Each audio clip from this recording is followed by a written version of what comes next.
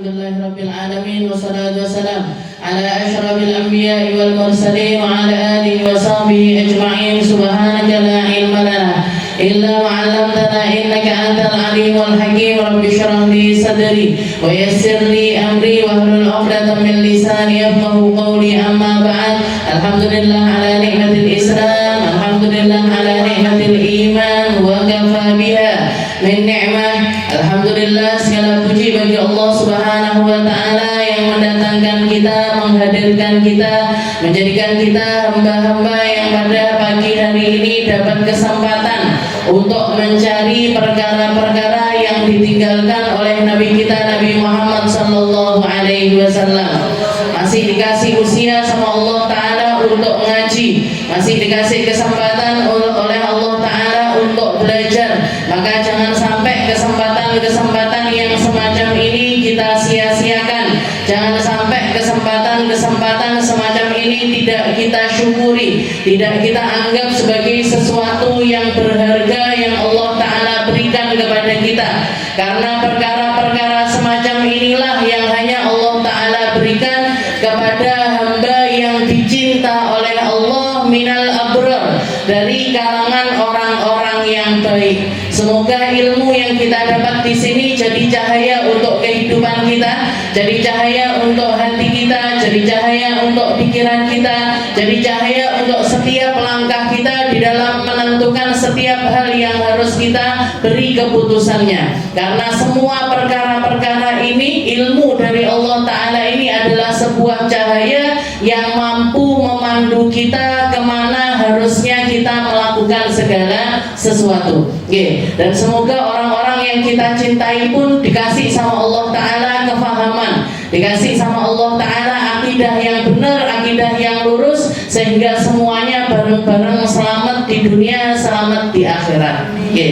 Kita lanjutkan pembahasan kita di dalam kitab Khuluquna ila an qala al-muallif rahimahullahu ta'ala wa nafa'ana bi ulumihi fid dharain amin. Nad'u ibadillah bis-sidqi wal ikhlas wal rifqi wal lin wat targhib wal qawl wal amal wa nabdhul fi dhalika ghayatal juhdi wa la nad'u fursatan li da'watihim ila maulahum illa ightanamnaha la nuridu minhum jazaa'an wa la syukura inna ajrana illa 'alal ladzi fatarana. Kalau kitabnya jenengan, kitab lama, ada di halaman 19. Adab yang ke-13.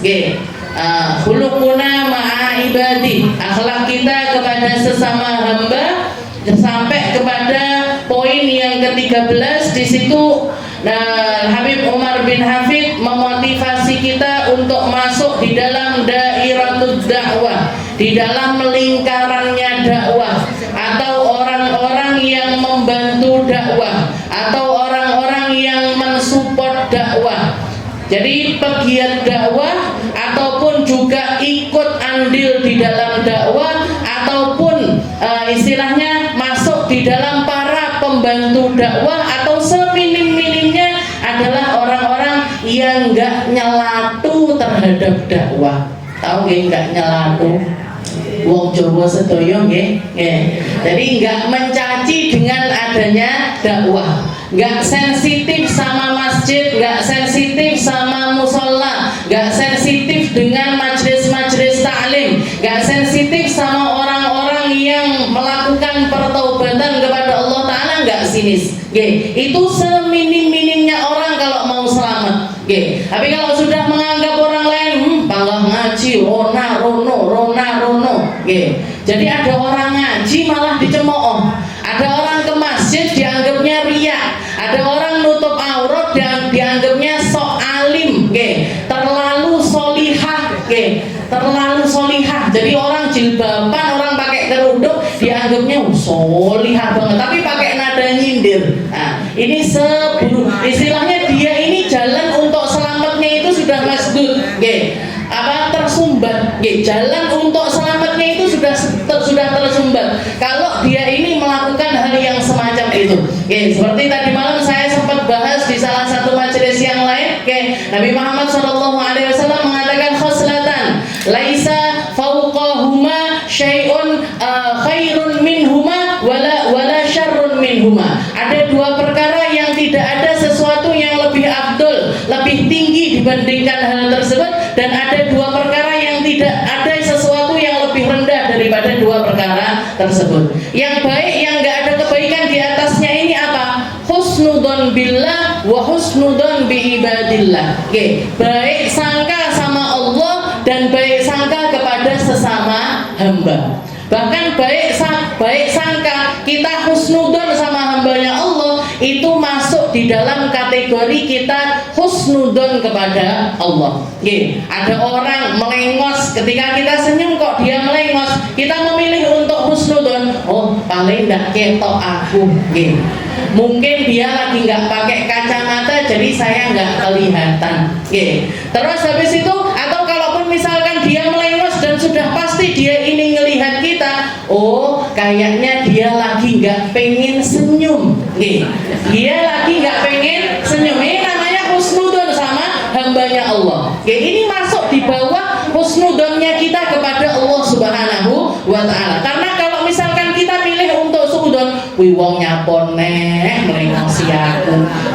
Wi istilahnya itu kita seakan-akan nganggap, ya Allah jenengan ini salah, nyeting mulutnya dia nggak bisa senyum, ini salah jenengan niku Gusti. Ya Allah jenengan itu salah ketika bikin orang itu nggak senyum kepada saya. Berarti kita nyalahkan Allah Subhanahu wa Ta'ala. Jadi husnudon sama hamba Allah dan husnudon kepada Allah Ta'ala itu adalah satu kebaikan yang nggak ada kebaikan di atasnya lagi. Dan keburukan yang nggak ada di bawahnya keburukan lagi apa? Kebalikannya itu, suudon sama hamba Allah dan suudon kepada Allah Subhanahu wa Ta'ala. Karena ketika kita membenci orang lain, ketika kita suudon sama orang, ini berarti kita suudon sama Allah Subhanahu wa Ta'ala. Dan dipreteli sama Habib Abdullah bin Alawi Al-Haddad, seburuk-buruknya suudon, seburuk-buruknya suudon itu adalah ketika kita melihat ada orang tampilannya ini baik, ada orang sudah terlihat secara kasat mata ini baik, tapi kita nganggapnya dia itu nggak baik. Ada orang pergi ke masjid, paling ini maunya begini. Ada orang rajin sedekah, paling biar dibilang orang dermawan aja dia. Jadi julid. Kalau ada orang kita ngelihat orang dohirnya baik, itu kita julitin, kita anggap dia itu, kita remehkan dan lain sebagainya. Ini kalau bisa dibilang ini suudon tingkat dewa. Suudon yang paling nemeni ya kayak gini. Udah orang kelihatannya baik, ahli sedekah, ahli baca Quran, bawa tasbih, bawa bertasbih, sholawatan, sok-sokan ini bawa tasbih. Terus piye karepmu ini gimana? Kamu itu maunya orang ini seperti apa? Ada orang baik salah, enak wong nggak apik tambah meneh salah, Nah ini repot hubungan sama orang-orang semacam ini. Makanya sampai Allah Ta'ala mengatakan di dalam Al-Quran, alladzina yalmizunal mutawwi'ina fis sadaqat. Katanya lihat orang-orang munafik itu, orang-orang munafik itu kelihatan ada orang muslim sedekah, mereka nganggapnya ini sedekahnya mesti riya. Ini sedekahnya mesti nyari pandangannya orang. Ini sedekahnya mesti. Jadi ngelihat kebaikan orang ini bukan dilihat baiknya, tapi dilihat maksudnya. Siapa yang tahu maksud tujuannya orang? Siapa yang ngerti niatnya seseorang? Siapa yang ngerti istilahnya dalam hatinya seseorang? Nggak ada yang tahu, Bu. Jadi kalau ada orang kelihatannya baik, kita harusnya bersyukur.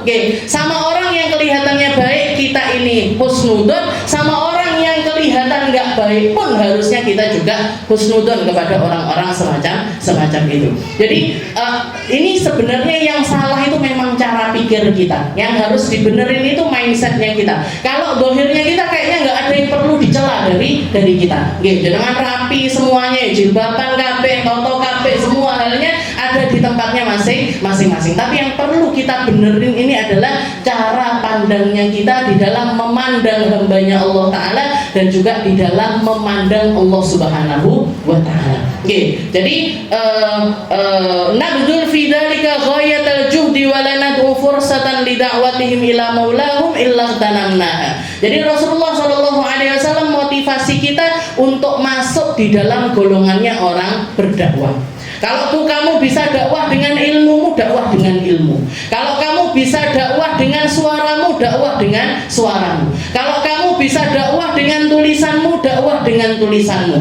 Bisa punya harta, pakai hartamu untuk dakwah. Oke. Kalau nggak bisa dakwah secara langsung, maka supportlah orang-orang yang melakukan dakwah. Oke. Masjid-masjid kita, musola-musola kita, langgar-langgarnya kita, sekolah-sekolah Islaminya kita, pondok-pondok pesantren yang ada di sekitaran kita disupport, Bu. Oke. Masuk, daftarkan diri kita untuk mensupport dakwah-dakwah tersebut. Oke. Kalau nggak bisa juga, saya nggak punya tenaga, saya nggak punya waktu, saya nggak punya harta dan lain sebagainya, maka kita berikan ucapan-ucapan yang baik untuk mereka.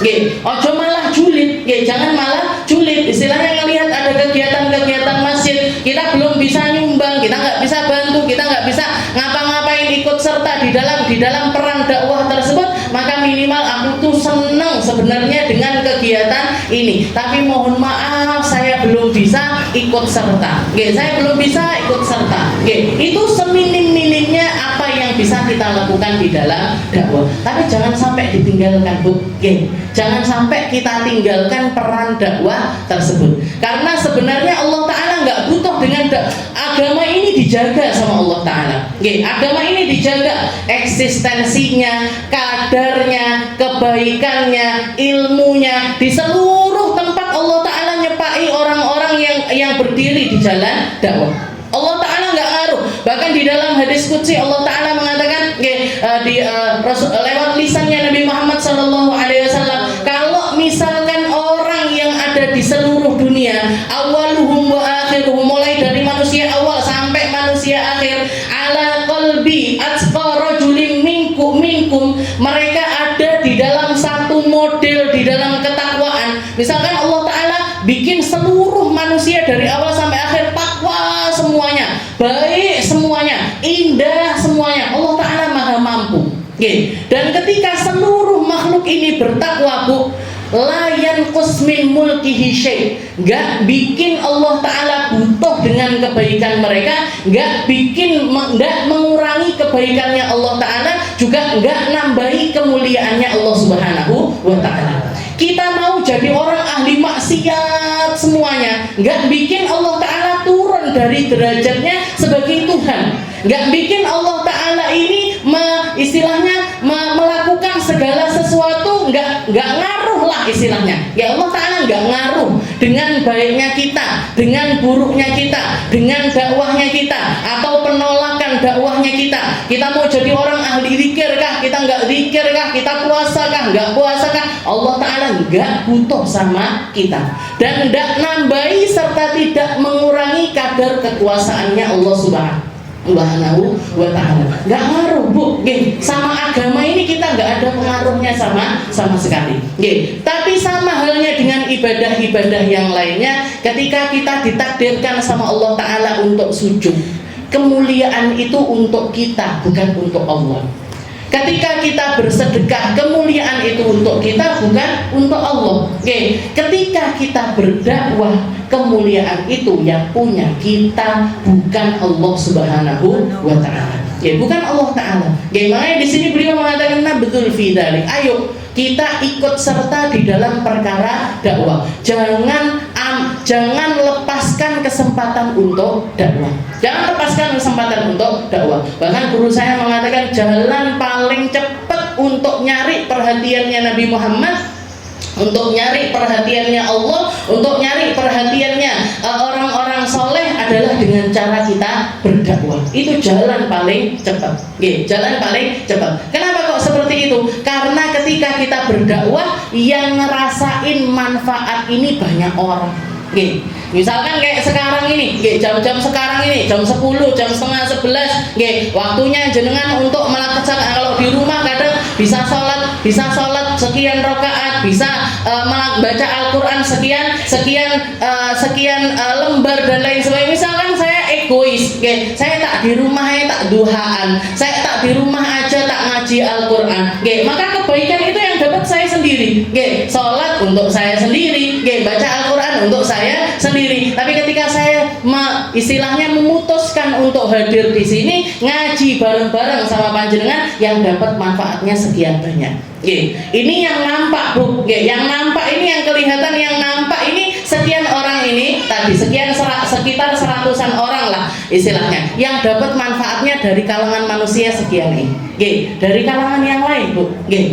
Jin-jin yang ikut serta di dalam kajiannya kita, jenengan aja nggak kelihatan, jenengan aja yang nggak ngerasa itu sebelah kanan kirinya jenengan itu, ada yang ngaji itu di sebelah kita, belum lagi yang dapat dan dampaknya secara nggak langsung. Kayak apa? Di sini ada minuman yang dicepak nih, ada makanan yang disiapkan. Ini kita muter ekonominya orang penjual air, muter ekonominya orang yang jualan jajan, muter ekonomi. Jangan bawa pulpen berarti bakul pulpen yo payu, jangan bawa buku berarti bakul buku yo payu, jangan jilbaban bakul jilbab yo payu, gamisan bakul. Jadi banyak perputaran ekonomi yang berdampak dengan majelis ini.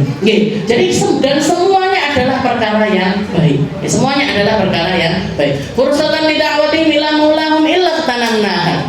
Pernah di zaman setelah wafatnya Rasulullah sallallahu alaihi wasallam, Sayyidina Abu Hurairah ini duduk di pinggir jalan, kelihatan orang-orang pasar lagi transaksi, jualan ikan, ada yang jualan baju, ada yang jualan ini dan lain sebagainya. Maka Abu Hurairah teriak di dalam pasar, masuk ke dalam pasar, setelah itu teriak, halumu ila masjidin Nabi. Ayo cepat kalian semuanya pergi ke masjidnya Nabi. Ada apa wahai Abu Hurairah? Huna warathatun Nabi. Di sana ada warisannya Nabi lagi dibagi-bagikan.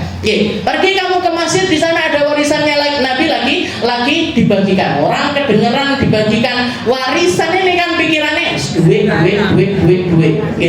Langsung lari semuanya ke masjid. Ditinggal ini Bu dagangannya. Ditinggal dagangannya, berangkat semuanya ke masjid. Ditunggu sama Abu Hurairah di depan pintunya pasar. Jadi perbatasan pasar itu Abu Hurairah nungguin di situ. Gak lama, sekitar setengah jam kemudian orang-orang balik kabeh. Balik semuanya. Katanya setelah itu ngabrak Abu Hurairah semuanya. Abu Hurairah, bohong kamu. Katanya warisannya Nabi dibagi-bagikan. Katanya ada orang bagi-bagi duit. Katanya ada orang bagi-bagi harta. Warisannya Nabi. Katanya Abu Hurairah, loh, emangnya kamu nggak melihat siapa-siapa di masjid? Ya melihat. Ada orang apa? Ngapain orang-orang di masjid? Ya ada orang sholat, ada orang zikiran, ada orang belajar, ada orang ngaji halal haram, ada orang mutolaah ini itu dan lain sebagainya. Katanya Abu Hurairah, ya kuwi warisannya Nabi. Karena Nabi Muhammad mengatakan innal anbiya lam yuwarritu dinaran wala dirhaman walakin waratu al-ilm. Para nabi, para rasul enggak mewariskan harta, tapi yang mereka wariskan adalah ilmu. Ilmu untuk kita sholat, ilmu untuk kita ngerti mana yang baik, mana yang buruk, ilmu untuk kita milah-milih di dalam kehidupan kita. Itu semuanya adalah warisannya Rasulullah SAW. Setelah itu beliau mengutip ayat Al-Quran yang mengatakan la nuridu minhum jazaa'a wala syukura. Dan dakwah ini membutuhkan keikhlasan, dakwah ini membutuhkan ketulusan dari semua pihak. Yang ngasih harta ya tulus ngasih harta, yang ngasih jasa yang tulus di dalam ngasih jasa, yang ngasih ilmu yang tulus di dalam pemberian ilmu tersebut. La nuridu minkum jazaa'a wala syukura. Saya melakukan dakwah dengan metode semua dakwah ini tadi, dengan kapasitas ya kemampuan saya di dalam berdakwah ini. La nuridu minkum jazaa'a wala syukura. Saya enggak minta balasan, saya enggak minta bahkan ucapan terima kasih saja saya enggak minta. La nuridu minkum jazaa'a wala syukura. Inna ajrana illa 'alal ladzi fatarana. Kalaupun kami ini minta balasan, kalaupun para pendakwah ini, orang-orang yang berdakwah ini menginginkan satu balasan, maka kami menginginkan balasan itu illa 'alal ladzi fatarana, kepada sang pencipta kami. Jadi mintanya balasannya dari Allah, mintanya upahnya dari Allah, mintanya tanda syukurnya juga dari Allah. Enggak minta dari siapa-siapa, enggak minta dan enggak berharap untuk diberi.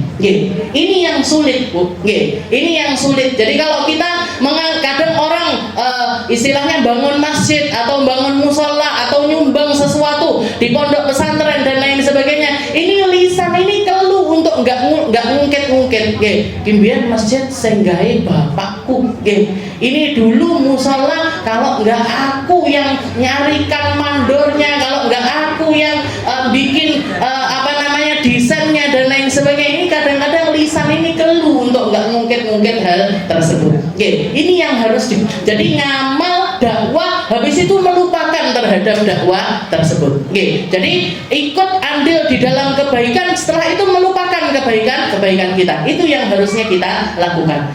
Jadi yang diingat-ingat ini, la nuridu minkum jazaa'an wala syukura, inna ajrana illa 'alal ladzi fatarana. Kalaupun kami minta upah, kami minta upahnya dari Allah Subhanahu wa taala. Dan kalau kita bandingkan sebenarnya, diupahi sama manusia dengan diupahi sama Allah taala, ini enggak ada bandingannya, Bu. Manusia ini bisa bayar kita ini berapa? Orang ini bisa ngasih kita ini seberapa? Meskipun nule akeh, mesti tetap ada limitnya.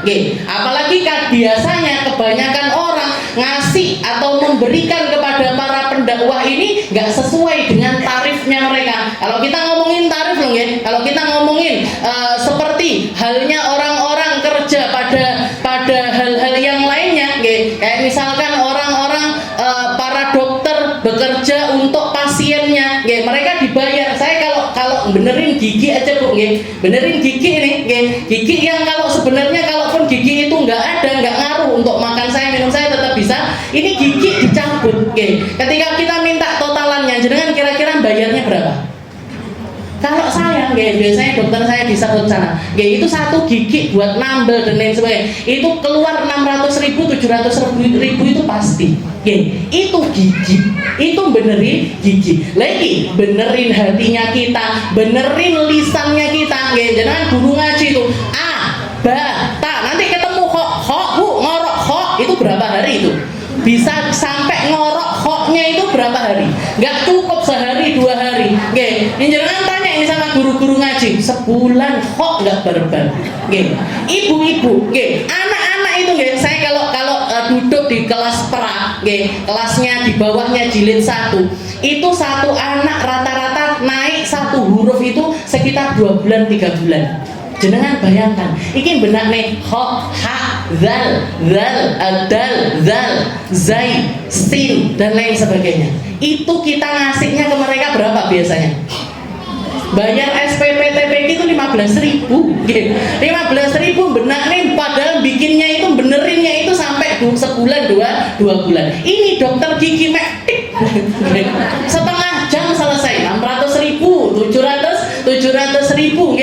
Jadi banyak diantara kita itu ngasih porsi untuk para ulama itu jauh dari kapasitas yang harusnya mereka dapatkan, jauh dari apa yang mereka berikan. Tapi ini sebenarnya membantu para pendakwah, membantu para pendakwah untuk noto hatine, sehingga apa? Alah, aku mau dibayar 15.000. Jadi istilahnya uang 15.000 dibandingkan dengan pahala dari Allah Subhanahu wa taala jauh sekali. Ini enggak kangge ini, uang 15.000 ini enggak ngaruh untuk saya, enggak berfungsi bahkan untuk diri saya, untuk kehidupan saya. Begitu bakso nambah es teh masih kurang 5.000, Bu, itu. Uang 15.000 itu enggak ngaruh untuk diri saya, maka jangan sampai saya enggak masuk di dalam kategori ini. La nuridu minkum jazaa'an wala syukura, inna ajrana illa 'alal ladzi fatarana. Sesungguhnya balasan, kalaupun kami minta balasan, maka balasan itu kami mintanya hanya dari Allah Subhanahu wa taala. Itu yang harus kita usahakan terus. Itu yang harus terus kita berusaha. Setelah itu beliau ngutip ayat Al-Quran yang juga ditujukan kepada Nabi Muhammad SAW. Qul hadhihi sabili ad'u ilallah ala basiratin ana wa man Setelah itu Allah Ta'ala mengatakan kepada Nabi Muhammad, ya Muhammad qul, katakan wahai Muhammad, hadihi sabili, jalan dakwah ini adalah jalanku. Profesinya Nabi, pekerjaannya Nabi, sesuatu yang digeluti oleh Nabi.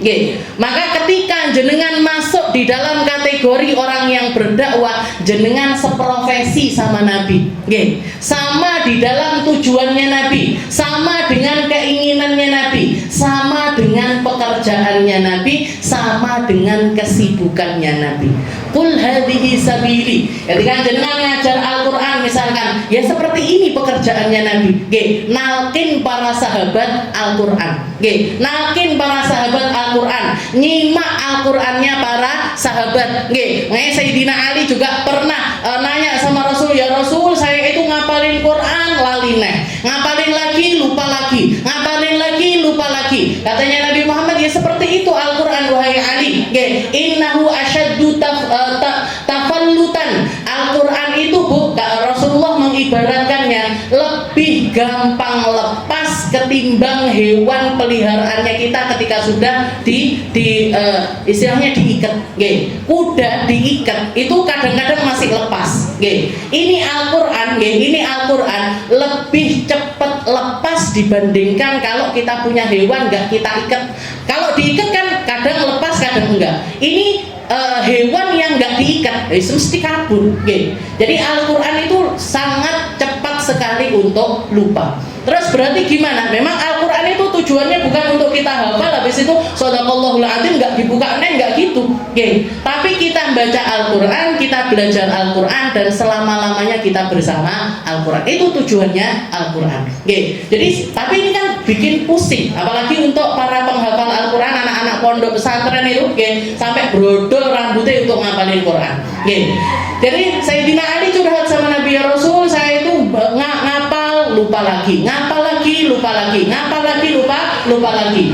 Maka Rasulullah mengatakan, Rasulullah mengatakan seperti itu Al-Qur'an wahai Ali. Setelah itu diajarin sama Rasulullah untuk melaksanakan sholat takwiyatul hifd. 4 rakaat baca surat Yasin. Rakaat pertamanya baca surat Yasin, habis itu baca surat Hamim As-Sajdah, habis itu baca surat Al-Muluk, satunya lagi apa? Bukan Waqiah. Nah, Tabarok Al-Muluk itu Tabarok. Satu lagi surat yang lain, pokoknya juga sekitar itu panjangnya. Jadi suruh sholat 4 rakaat baca surat-surat tersebut. Diamalkan sama Sayyidina Ali, berkurang. Berkurang lupaannya beliau dengan Al-Qur'an. Jangan kalau ngapalin Quran, baca surat-surat apalagi juz amma, munyar nggak apa-apa, Bu. Senasib sama Sayyidina Ali. Senasib sama Sayyidina Ali semisal dengan para sahabatnya Nabi, ya sudah nggak apa-apa. Saya muter-muter dari Al-Asr pindah ke Ad-Duha, dari Ad-Duha pindah ke surat Inis, nggak apa-apa, kuis kayak gitu Al-Qur'an. Memang butuhnya kita itu selalu murojaah, karena memang tujuannya bukan ngapal barengono ditinggal, enggak, tapi kita hidup bersama dengan Al-Qur'an. Qul hadhihi sabili. Nabi Muhammad mengatakan, katakan wahai Muhammad, hadhihi sabili, ini loh jalan Al-Qur'an, jalannya Nabi. Jalan dakwah, jalannya Nabi. Jalannya masjid, jalannya Nabi. Jalannya majelis taklim, jalannya Nabi. Jalannya kumpulan-kumpulan kebaikan, itu semuanya adalah jalannya Nabi. Qul hadhihi sabili ad'u ilallah. Katanya Nabi Muhammad, Allah Ta'ala menyuruh Nabi Muhammad untuk mengatakan ad'u ilallah. Saya berdakwah menuju Allah. Saya dakwah ngajain orang kenal sama Allah. Ad'u ilallah ala basiratin ana wa manittaba'ani. Dengan cara pandangku dan cara pandang orang-orang yang mengikuti aku. Jadi Rasulullah Allah Ta'ala nyuruh Nabi nggak mengatakan ala basori. Ala basori. Kalau basori itu dengan mataku memandang, enggak, tapi ala basiratin, dengan cara pandang hati, mata hatiku dan mata hatinya orang-orang yang berjalan di belakangku. Nggih, ala basir. Orang dakwah itu harus punya basirah. Nggih, mata nggak bisa melihat nggak masalah, mata buram nggak masalah, mata berkurang pandangannya nggak masalah, tapi cara pandang hati itu jangan sampai berubah. Dan orang sebenarnya tahu Bu, mana yang sejalan dengan cara pandangnya Nabi dan mana yang nggak sejalan dengan cara pandangnya Rasulullah Shallallahu Alaihi Wasallam. Ala basiratin ana wa manittaba'ani. Saya berdakwah bukan untuk kepentingan, saya berdakwah bukan untuk harta, saya berdakwah bukan untuk popularitas, saya berdakwah bukan untuk mengumpulkan hartanya orang, saya berdakwah bukan untuk hal kepentingan apapun dari sifat duniawi dan lain sebagainya, tapi ala basiratin ana wa manittaba'ani. Tapi dengan tujuannya Nabi Muhammad. Apa tujuannya Nabi Muhammad di dalam berdakwah? Untuk menyelamatkan sebanyak mungkin manusia, untuk menyelamatkan sebanyak mungkin manusia yang berkubang di dalam api neraka, masuk diselamatin sama Nabi untuk masuk ke dalam surganya Allah Subhanahu wa ta'ala. Ala basiratin ana wa manittaba'ani.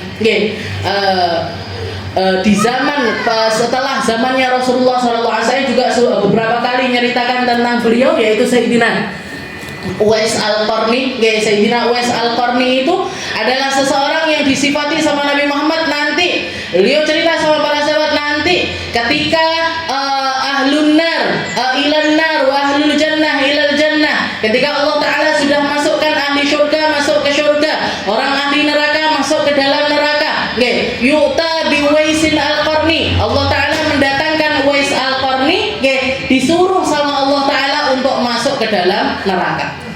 Para sahabat kaget, ya Rasul, katanya orang baik, katanya khairut tabi'in, katanya orang tabi'in yang paling tinggi derajatnya, katanya orang yang punya manzilah di sisi Allah Ta'ala, katanya orang yang terkenal di atas langit sana, katanya orang yang kalau doa pasti diijabahi sama Allah Ta'ala, kok malah disuruh masuk neraka ya Rasul.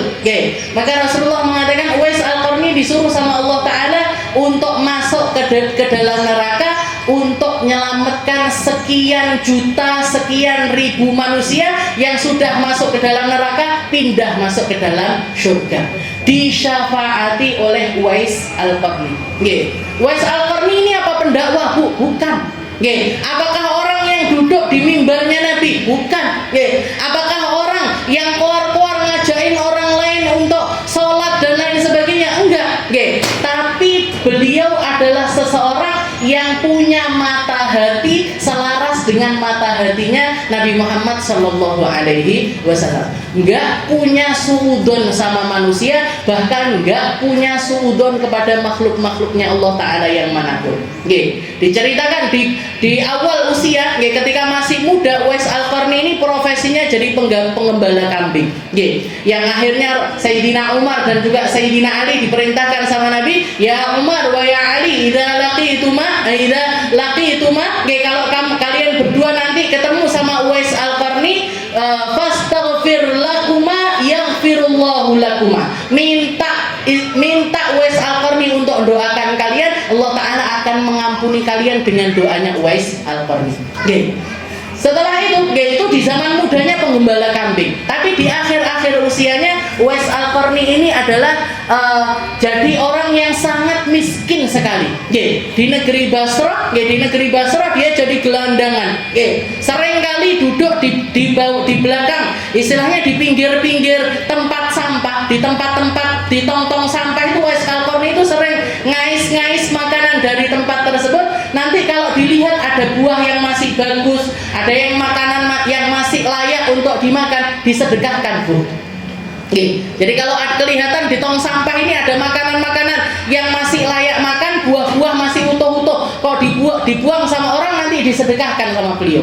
Sedekah ini pun beliau sambil nangis minta sama Allah Ta'ala, Allahumma la tuhasibni, ya Allah jangan engkau hisab aku kalau hari ini masih ada orang muslim yang dalam keadaan lapar. Fa inna Uwais la indahu syai', karena Uwais sudah nggak punya apa-apa lagi ya Allah. Ini makanan layak makan yang ada di tong sampah ini sudah saya sedekahkan. Uwais nggak punya apa-apa lagi. Kalau ada orang hamba mukmin yang masih lapar, maka jangan masuk di hisab ya Allah. Saya jangan masukkan di dalam kategori orang yang engkau hisab. Jadi ini pemahamannya Uwais Al-Qarni. Jadi basirohnya sampai ke tingkat ini. Cara pandang hatinya itu mirip sekali dengan cara pandangnya Rasulullah Shallallahu Alaihi Wasallam. Setelah itu nanti Bu, yang dimakan sama Uwais yang mana? Yang sudah agak kotor-kotor. Yang sudah agak kotor-kotor itu dimakan sama Uwais Al-Qarni. Itu pun seringkali beliau itu duduk di sebelahnya itu anjing. Di sebelahnya itu anjing. Setelah itu Uwais Al-Qarni bikin batas. Ya galab, wahai anjing. Kul mimma yalik wa ana akul mimma yalini. Wahai anjing, makanlah kamu apa yang ada di depanmu, aku akan makan yang ada di depanmu. Iki batasnya ya anjing. Kamu makan sebelah sini, aku makan sebelah sini. La anak tak akul mimma yalik wa ana akul mimma yalini. Setelah itu beliau bilang lagi, ya galab, in jawastu sirat, wahai anjing, kalau nanti aku di alam akhirat nanti aku selamat bisa melewati jembatan sirat, fa ana khairum minka, berarti itu aku lebih baik daripada kamu. Wa illa, tapi kalau enggak wahai anjing, kalau aku enggak sampai nyampe ke surga, kalau aku sampai enggak bisa tergelincir di jembatan siratnya Allah Subhanahu wa taala, fa wallahi fa anta khairun minni, demi Allah kamu lebih baik daripada saya. Dan mungkin hari itu saya akan nginget-nginget seandainya aku jadi anjing aja, seandainya aku jadi hewan saja, seandainya aku nggak jadi manusia saja, karena nanti setelah hisapan antara makhluk yang lainnya sudah selesai, takun turaban, berubah menjadi debu. Tapi kalau sampai aku nggak selamat, maka demi Allah kamu itu lebih baik daripada ini namanya basirah. Jadi dakwah itu nggak melulu di atas mimbar. Dakwah itu nggak melulu dengan cara yang semacam ini. Tapi orang-orang yang memiliki cara pandangnya Nabi, dia bisa dipastikan dia masuk di dalam kategorinya orang yang berdakwah. Ala basiratin ana wa man ittaba'ani wa subhanallah wa ma ana minal musyrikin. Maha suci Allah Ta'ala dan aku bukanlah masuk di dalam golongan hamba yang menyekutukan Allah Subhanahu wa Ta'ala. Ini fadilah atau poin yang ke-13. Poin ke-14-nya, di baliknya halaman 21, di situ Habib Umar mengatakan natasaddaq kulla yaumin bima tayassar wa in qalla. Setelah bab dakwah kita selesaikan, setelah itu anjuran atau amalan kita untuk berakhlak kepada sesama ini adalah natasaddaq kulla yaumin bima tayassar wa in qalla. Apa ini? Sedekah setiap hari, sedekah setiap hari dengan apa yang kita mampu walaupun cuma sedikit. Sedekah, tapi sedekahnya ini setiap hari, sedekah setiap hari dengan apa yang kita mampu walaupun cuma sedikit. Jadi jenengan sedekah, saya sedekah Ustazah, saya sebulan itu mampu sedekah 300.000 misalkan. 300.000 itu, 300.000 itu jenengan menyedekahkannya sekali duduk, jadi sekali ke satu orang jenengan ngasih 300.000, sama jenengan bagi 300.000 itu jadi 30 hari, berarti sehari 10.000, sehingga 30 hari itu kita totalnya sama-sama 300.000. Tapi yang ini sekali kita berikan, yang ini setiap hari kita berikan. Mana yang lebih afdol? Yang lebih afdol untuk diri kita adalah yang setiap hari walaupun cuma 10.000. Kenapa? Karena kita nggak ngerti mana di antara sedekah kita ini yang berbarengan dengan rahmatnya Allah Subhanahu wa Ta'ala.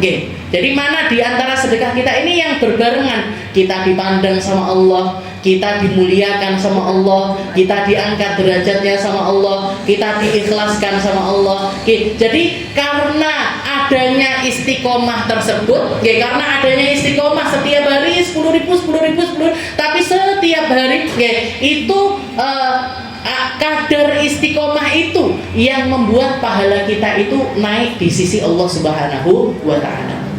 Dan kalau kita lihat Bu, di Indonesia ini alhamdulillah kita mau sedekah itu gampang sekali. Apa betul?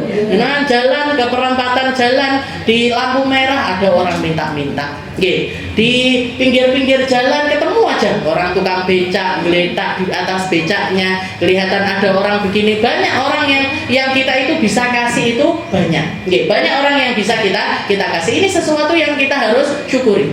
Bapak Nur, istrinya Habib Umar, kalau mengunjungi Indonesia, yang beliau katakan itu enak ya, orang Indonesia ini mau sedekah itu gampang. Nyampenya itu dekat. Karena banyak orang minta-minta. Kita di Hadramut itu repot. Kalau mau sedekah itu harus keluar rumah, setelah itu harus jalan beberapa kilo baru ketemu orang minta, baru ketemu orang yang bisa dikasih harta. Di Indonesia ini subhanallah banyak sekali. Ini entah sindiran entah padahal kalau dilihat orang miskinnya di Hadramut itu lebih banyak orang miskin. Tapi orang minta-minta sedikit. Di Indonesia sebenarnya orang nggak butuh banget, tapi wong ngapengnya akeh banget. Orang minta masih viral kan kapan itu? Viral. Yang ngasih uang naik Honda Beat, yang minta-minta dipapak naik PCX. Nah, kalau saya ikuti sih di kacamata Tulungagung ngoten niku. Jadi ada orang tukang minta-minta di lampu merah itu ini yang ngasih, yang kerekam video itu yang ngasih uang naiknya Honda Beat. Naik Honda Beat. Ini yang minta-minta dijemput, mungkin sudah selesai jamnya dia beroperasi. Jadi sore dia dijemput, yang jemput naik PCX. Sujono nggak numpak Innova apa paling diparkir Innovanya di rumah. Jadi yang mapak naiknya PCX. Subhanallah. Ini mental miskin, nggak miskin tapi memiskinkan dirinya. Dan ini orang-orang semacam ini Bu, nanti jadi manusia paling malu di sisi Allah Ta'ala. Manusia yang paling berbangga di sisi Allah di hari kiamat itu ada orang-orang yang berbangga dengan dirinya, sampai diibaratkan lehernya ini punya leher paling panjang. Punya leher paling panjang. Sayyidah Aisyah ketika ditanya manhum, ya Aisyah, siapa orang-orang itu wahai Aisyah yang berbangga dengan apa yang dia lakukan selama hidup di dunia. Maka beliau mengutip ayat yang mengatakan waman ahsanu qaulan mimman da'a ilallah. Katanya Sayyidah Aisyah itu adalah isyarat dari Nabi, permisalan dari orang-orang yang dikatakan sama Allah Ta'ala. Allah Ta'ala pernah memuji satu golongan manusia, yaitu waman ahsanu qaulan mimman da'a ilallah. Siapa kiranya orang yang punya lisan paling indah dibandingkan mereka-mereka yang berdakwah di jalannya Allah. Jadi yang paling berbangga di sisi Allah Ta'ala adalah para pendakwah. Sebagian ulama lagi mengatakan bukan para pendakwah, tapi orang-orang yang 5 waktu azan ngajak orang-orang ke masjid. Jadi para tukang-tukang azan itu orang-orang yang paling bangga di sisi Allah Subhanahu wa Ta'ala. Sedangkan orang-orang yang paling malu, yang paling hina, yang sampai dikatakan sama Nabi Muhammad, nanti wajah mereka ini bakalan rontok sampai ke bawah, nggak punya muka lagi di sisi Allah. Jadi kalau orang kita mengatakan kalau malu nggak punya muka, saya nggak duwe rai aku, saya nggak punya muka. Nanti di hari kiamat orang-orang yang malu ini benar-benar mukanya rontok, nggak kelihatan lagi mukanya. Siapa ini? Orang-orang yang sukanya minta-minta padahal dia nggak butuh. Jadi orang yang sukanya minta-minta padahal dia nggak butuh, ini orang yang paling malu di sisi Allah Subhanahu wa Ta'ala. Jadi ala kulli hal, tapi sedekah itu selalu baik. Sedekah itu nggak pernah salah. Meskipun kita ngasihnya ke orang yang salah, tapi sedekah itu nggak mungkin salah. Pahalanya di sisi Allah Ta'ala nggak mungkin salah. Maka jadikan itu rutinitas hariannya kita. Natasaddaq kulla yaumin bima tayassar. Kita sedekah setiap setiap hari dengan yang kita mampu. Berapapun, nggih. Kuatnya 1000 sedina ya 1000, nggih. Kuatnya 2000 ya 2000, kuatnya 5000 ya 5000, nggih. Saya nggak kuat Ustazah kalau pakai harta. Saya punyanya tenaga, ya sudah, nggih. Bantuin orang setiap hari, nggih. Bantuin orang setiap hari. Ada orang hari ini aku jadwalnya bantuin orang nyebrangin orang jalan misalkan, ya sudah, nyebrangin orang jalan. Saya mampunya buangin sampahnya tetangga, sampah dewe ya pasti harus dibuang. Sampahnya tetangga dibuang nih, nggih. Nah itu. Jadi tapi kita rutinkan, nggih. Kalau nggak punya harta ya pakainya jasa, nggih. Nggak punya jasa pakainya pikiran. Nggak punya pikiran, angin, nggak punya pikiran, nggih repot, nggih. Nah, punyanya ilmu pakainya ilmu, nggih. Punyanya ilmu pakainya ilmu. Ini saya salah satu motivasi saya. Kenapa kok semua majelis ini tak ayahi, Bu? Nggih. Senin jenengan kalau lihat Senin ada, Selasa ada, Rabu ada, Kamis ada, Jumat ada, Sabtu ada, nggih. Ahad tok saya libur, nggih. Ahad tok saya libur itu pun kadang diseseli, nggih. Jadi majelisnya rutinannya alumni itu pun saya masih disuruh ceramah lagi. Sampai saya bilang pokoknya hari Minggu saya nggak mau megang mic, nggih. Kesel Bu malah megang mic terus, nggih. Jadi itu kenapa? Salah satu motivasinya saya punya ilmu, nggih. Saya punya ilmu dan saya harus mengatakan kalau saya ini berilmu. Ketimbang jenengan belajar sama orang-orang yang nggak punya ilmu, nggih.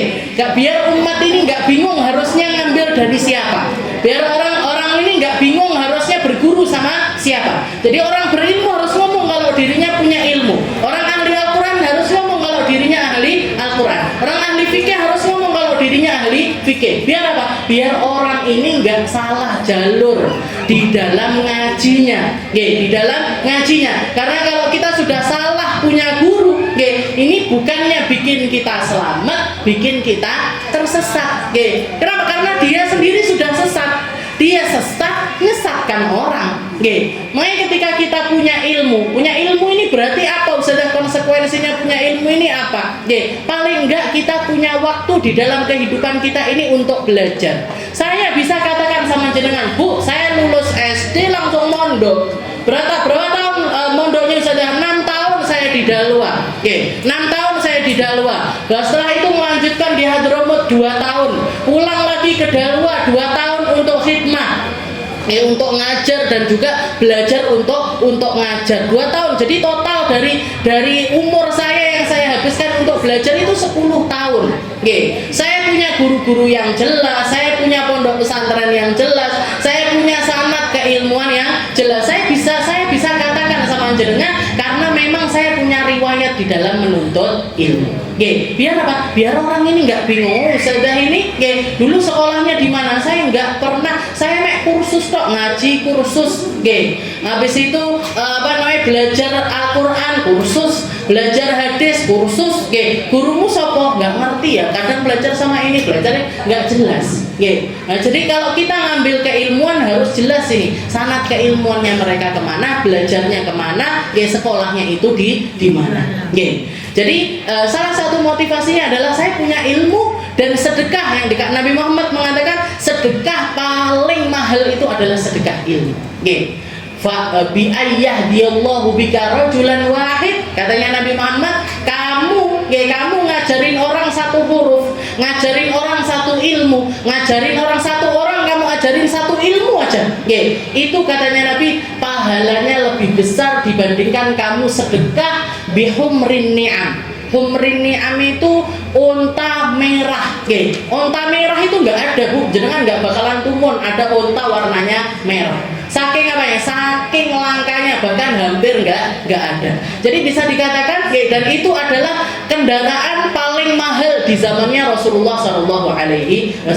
Jadi kalau saya ngasih dengan ilmu satu, pahalanya di sisi Allah Taala. Satu orang satu ilmu, saya kayak pahalanya kayak sedekah dengan kendaraan paling mahal.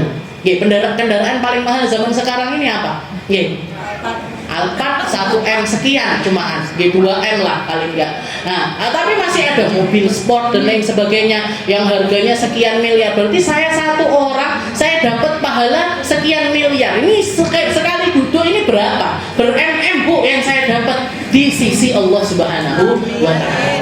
Saya nggak ngarep lek dari jenengan, tapi saya mintanya dari Allah Ta'ala. Ini perbandingannya kalau muamalah sama manusia ini mek ngoten-ngoten tok. Tapi kalau muamalah sama Allah Ta'ala luar biasa kita yang bisa kita dapatkan. Natasaddaq bikulli yaumin, kita sedekah setiap hari bima tayassar wa in qalla, walaupun cuma sedikit. Ini jadikan rutinitas.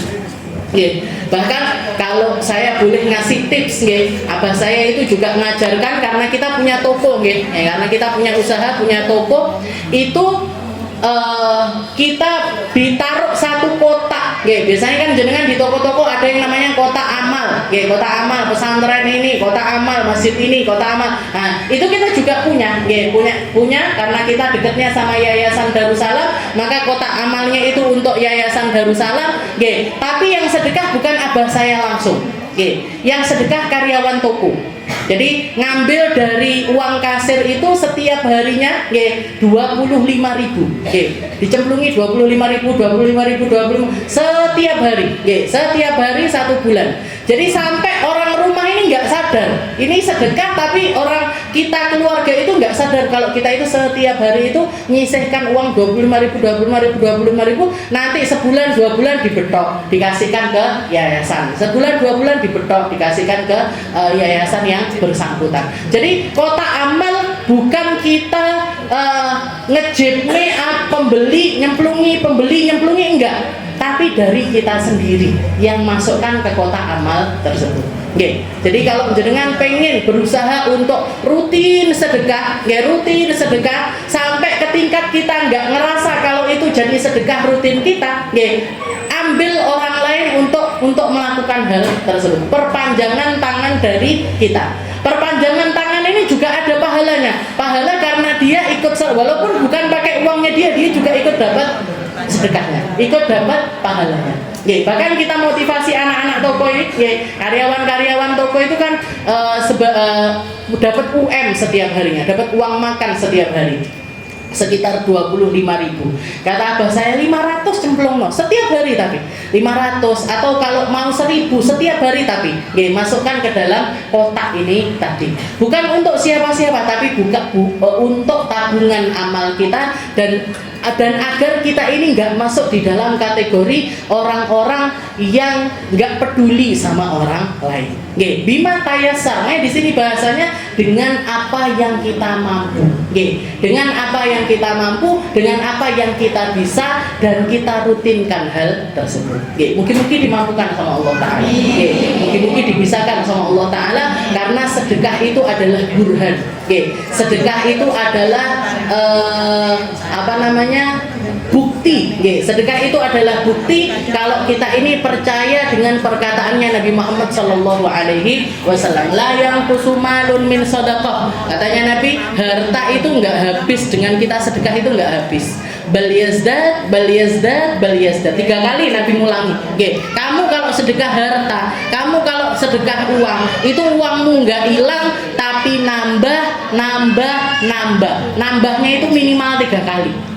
Minimal nambahnya itu tiga kali. Makanya sedekahnya kita itu adalah bukti kalau kita ini percaya dengan apa yang dikatakan oleh Rasulullah Shallallahu Alaihi Wasallam. Syakhsun arafal haq wa amana bihi illa innahu imanun naimun fatir. Wallahu a'lam bishawab. Insyaallah kita lanjutkan di pertemuan kita yang selanjutnya.